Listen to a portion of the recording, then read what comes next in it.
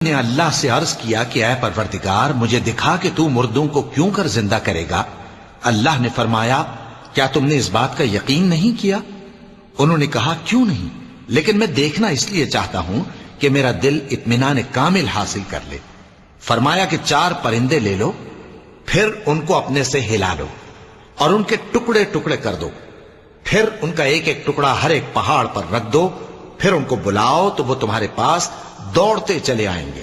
اور جان رکھو کہ اللہ غالب ہے، صاحب حکمت ہے۔ جو لوگ اپنا مال اللہ کی راہ میں خرچ کرتے ہیں ان کے مال کی مثال اس دانے کی سی ہے جس سے 7 بالیں اگیں اور ہر ایک بال میں 100 دانے ہوں، اور اللہ جس کے اجر کو چاہتا ہے اور زیادہ کرتا ہے، اور اللہ کشائش والا ہے، سب کچھ جاننے والا ہے۔ جو لوگ اپنا مال اللہ کے راستے میں صرف کرتے ہیں پھر اس کے بعد نہ اس خرچ کا